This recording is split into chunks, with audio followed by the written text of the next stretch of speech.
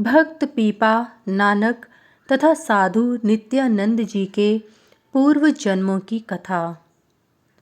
बृहस्पति जी बोले, देवेंद्र, किसी समय गंगा के तट पर पतिव्रता अनसुईया के साथ भगवान अत्रि आकर ध्यान में समाधिस्थ हो गए।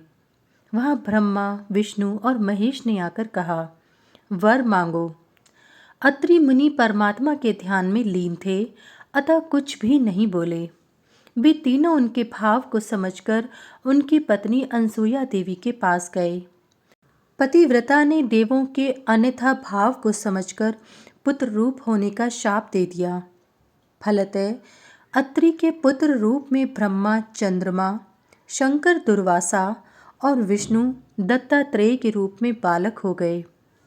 बाद में ये ही क्रमश अर्थात चंद्रमा सोम नामक छठे वसु, रुद्रांश दुर्वासा सातवें प्रत्यूष नामक वसु और विष्णु अंश दत्तात्रेय प्रभास नामक आठवें वसु हुए।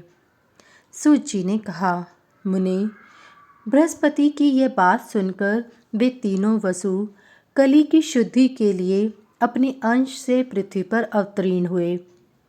छठे वसु अर्थात भगवान अत्रि पुत्र सोम दक्षिण में वैश्य वंश में राजा सुदेव के घर पीपा नामक पुत्र हुए।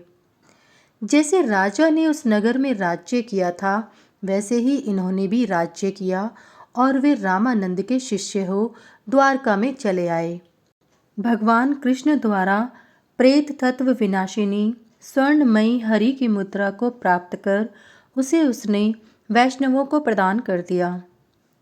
अत्रि पुत्र रुद्र के अंश सप्तम वसु अर्थात प्रत्यूष पांचाल देश में वैश्य जाति में मार्गपाल के पुत्र हो नानक नाम से प्रसिद्ध हुए। रामानंद के पास आकर नानक उनके शिष्य हो गए। उन्होंने मलेच्छों को वश में करके सूक्ष्म मार्ग दिखाया।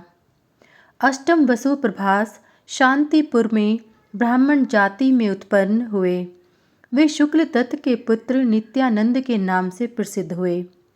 शौनक, इस प्रकार मैंने आपको वसु देवताओं का महात्म्य बतलाया।